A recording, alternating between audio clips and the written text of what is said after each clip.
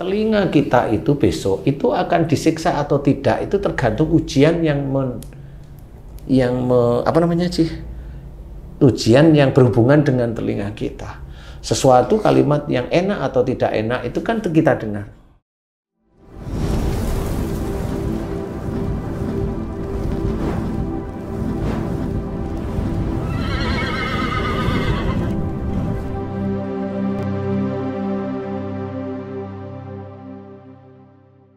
Bismillahirrahmanirrahim. Assalamualaikum warahmatullahi wabarakatuh.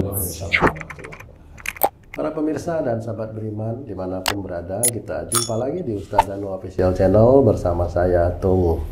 Semoga kita semua dalam lindungan Allah Subhanahu wa Ta'ala.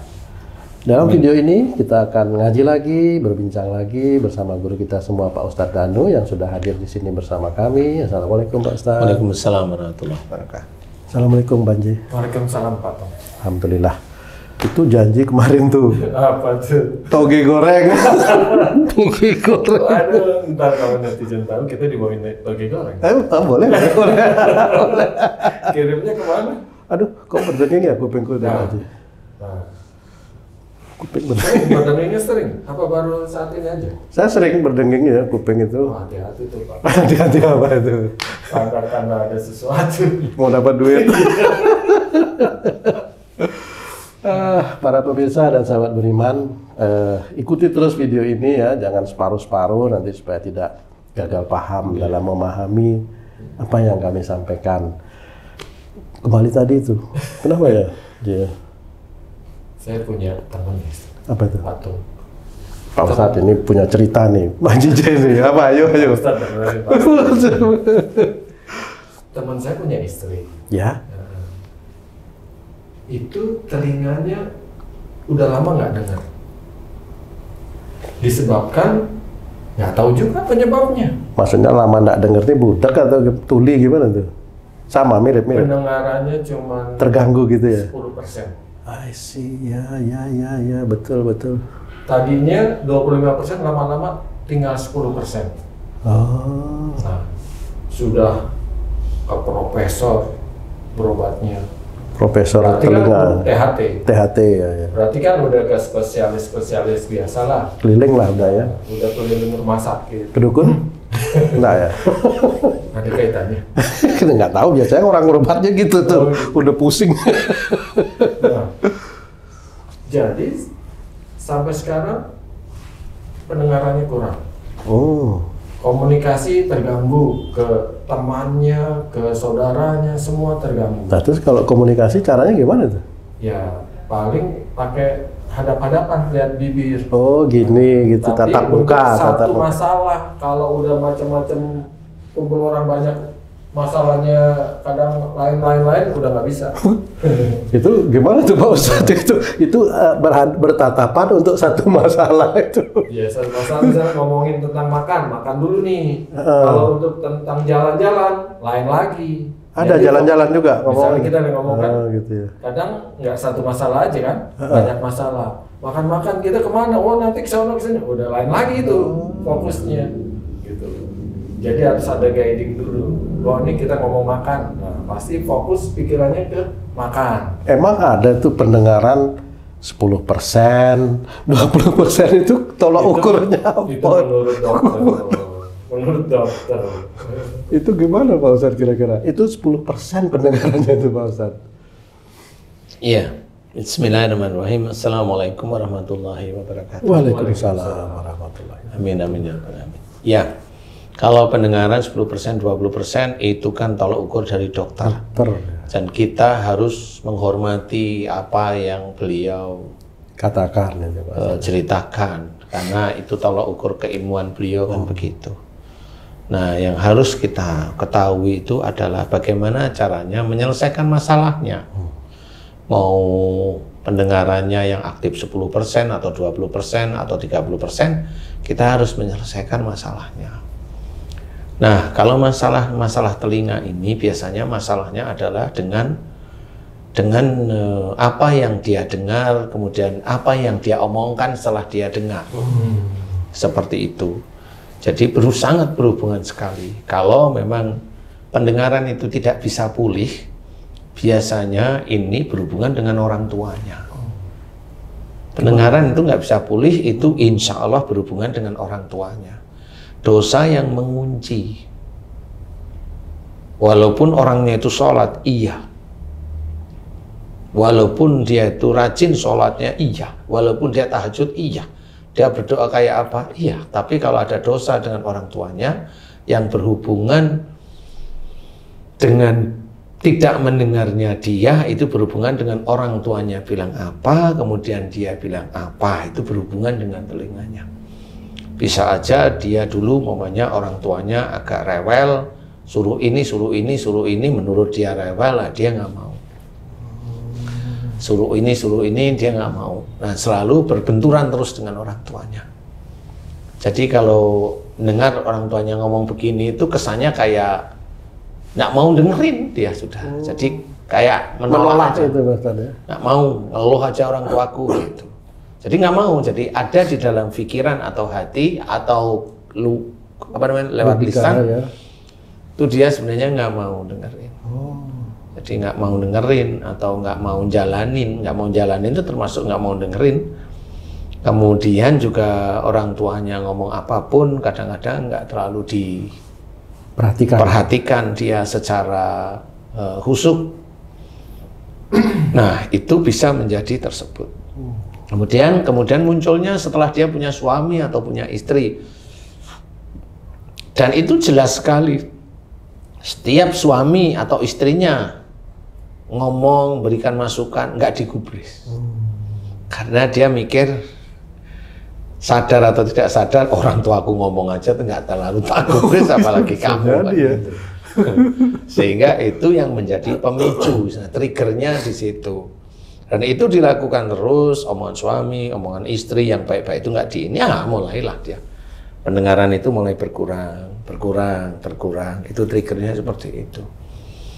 Nah, disitulah insya Allah Allah memberikan jawaban bahwa orang yang sudah sholat pun, yang muslim, nggak bisa menyelesaikan itu karena apa? Ada akhlak yang kurang di hadapan Allah Ta'ala. Akhlak Rasul yang ditabrak oleh dia. Khususnya akhlak yang berhubungan dengan orang tuanya, yang berhubungan dengan telinganya. Kurang lebih seperti itu. Nah, kalau saya mau tanya sama Haji C, itu kan temannya Haji C. Apa yang dulu dikerjain itu yang agak nggak, yang 10%, 20% itu yang laki apa yang perempuan nih? Maksudnya temennya perempuan? Ya, itu apa yang dia lakukan sebenarnya? Apakah karena itu kan temennya Haji yang laki apa yang perempuan nih temennya Haji? Yang perempuan. Nah, ini berarti Haji kan kenal nih sama dia nih. Itu apa yang dia lakukan sejak remajanya, sejak sebelum nikah atau sejak menikah, dia dengan orang tuanya dulu, dengan orang tuanya dulu. Oh. Teman saya ini tahunya dia setelah menikah. Nah, memang kalau sehari-hari ketemu sama orang tuanya itu kan gitu ya. Merasa benar apa yang dilakukan, merasa benar. Jadi omongan orang tua pun nggak terlalu apa namanya itu, nggak digubris gitu. Orang tuanya kan istilahnya mau curhat lah.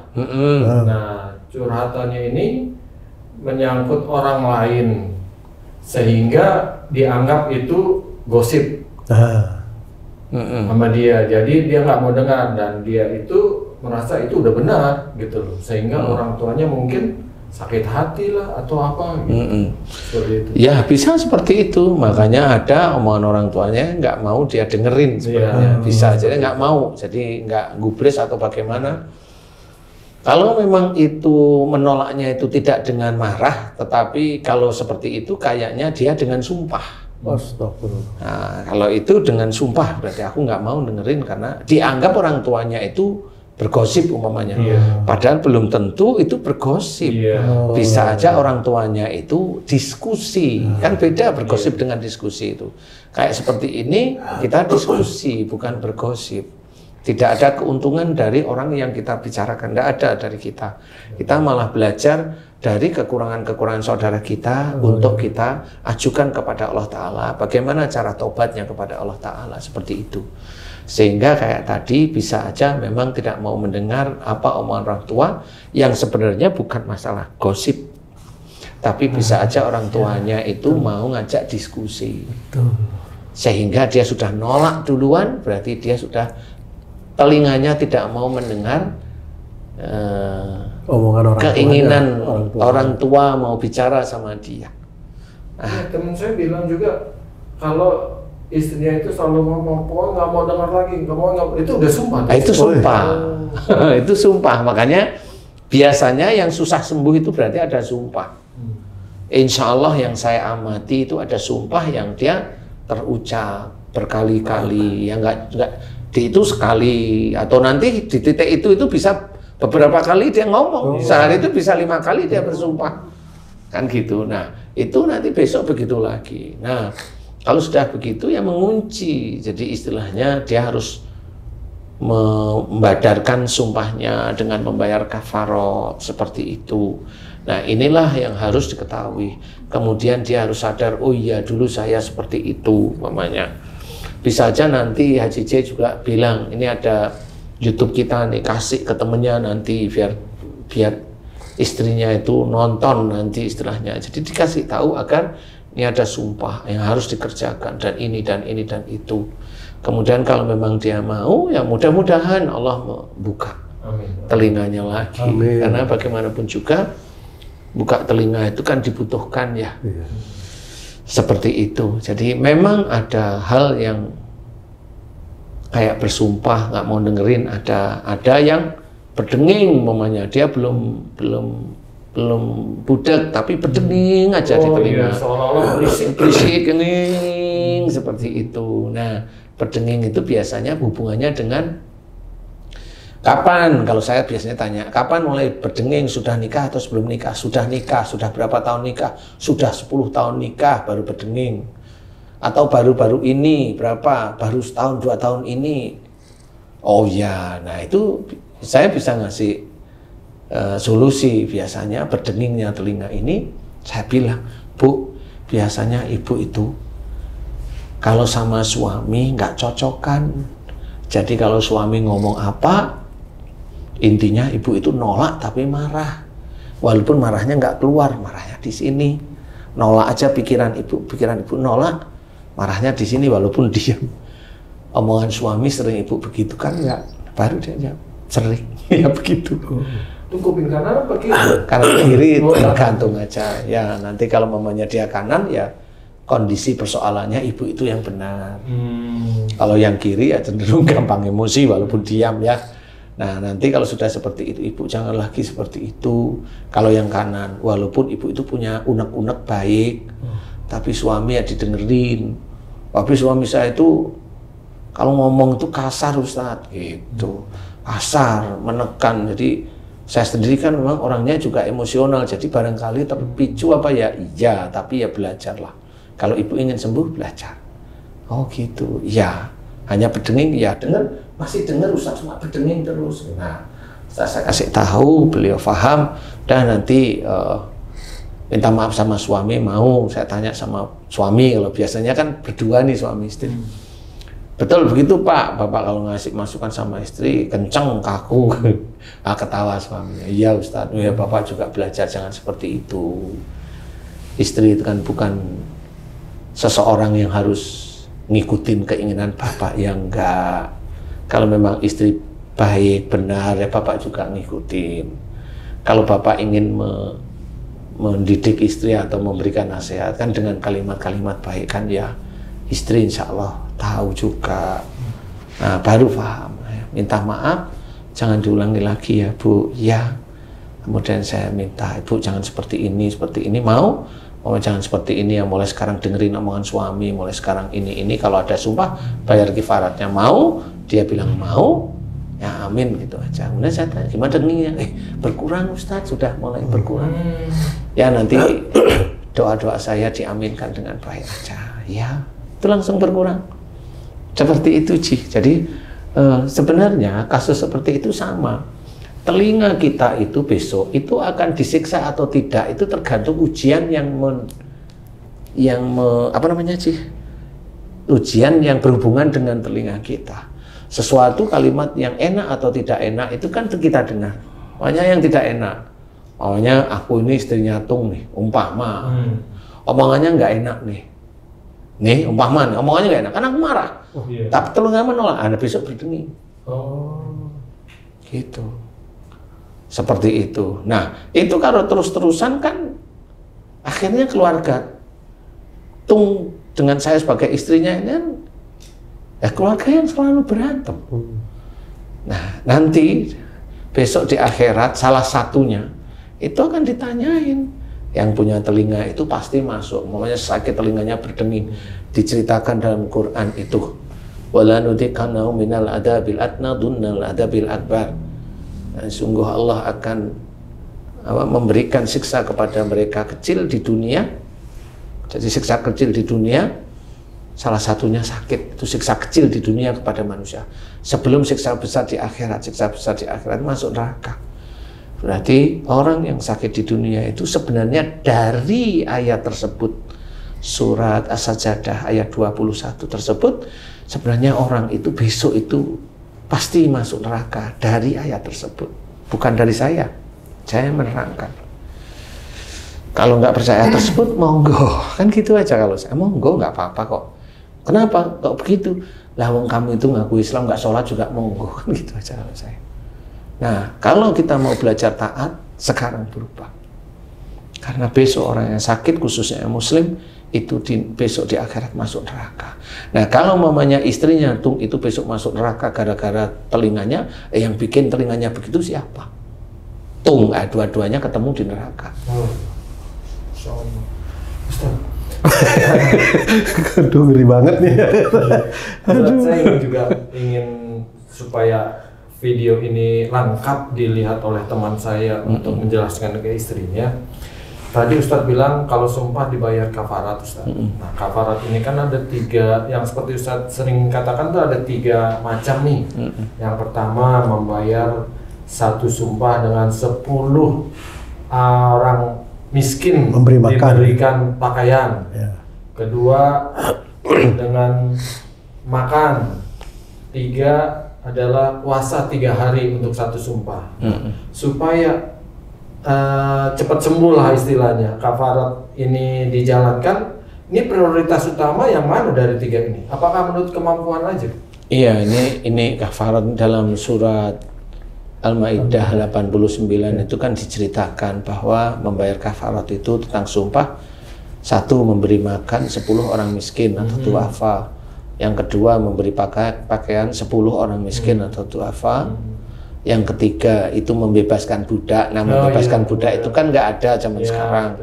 Kemudian yang keempat itu berpuasa 3 hari. Ini memilih mana yang lebih ikhlas.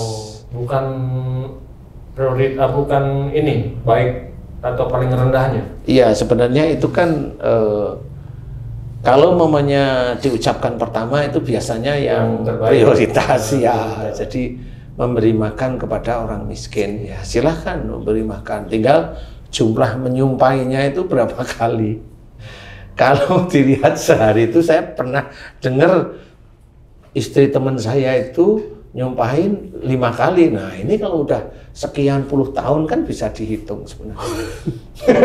Kalau saat ada dengan makanan, saat nggak ada dengan puasa, boleh juga? Boleh digabung, karena itu kan memilih ya. Itu memilih, jadi saat ada dengan makanan, saat nggak ada dengan puasa. Boleh, tapi niatkan dan kemudian jangan diulangi lagi. Kuncinya di situ. Niatnya apa, Ustaz? Niatnya biasa aja. Bismillah, ya Allah, saya membayar kafarat untuk sumpah-sumpahku yang berhubungan dengan budekku. Oh, gitu global ya? Budekku terhadap orang tuaku, sumpahku terhadap orang tuaku yang berhubungan dengan budekku, dengan memberi makan 10 orang miskin atau duafa, lillahi ta'ala cukup. Nah, niatnya kan seperti itu aja. Insya Allah, kalau memang itu bisa, mudah-mudahan itu bisa menjadi manfaat bagi yang lainnya. Ya, doa, mohon ampun, minta maaf sama orang tua. Kalau memang itu dengan orang tua, kalau itu dengan suami atau dengan istri, minta maaf. Insya Allah, yang sering saya tangani seperti itu, alhamdulillah diberi kesembuhan oleh Allah Ta'ala. Amin. Allahu a'lam. Alhamdulillah. Mudah-mudahan bermanfaat nih. Ada PR tuh nanti kan. Iya. Terima kasih banyak Pak Ustadz penjelasannya, Masya Allah. PR kita banyak Ji. Iya. Para pemirsa dan sahabat beriman dimanapun berada, demikian tadi ngaji kita kali ini. Mudah-mudahan ini bisa memberikan manfaat yang seluas-luasnya untuk meningkatkan keimanan dan ketakwaan kita kepada Allah Subhanahu wa Ta'ala. Kami pamit undur diri, sampai jumpa di video kami yang lain. Wassalamualaikum warahmatullahi wabarakatuh. Waalaikumsalam warahmatullahi wabarakatuh.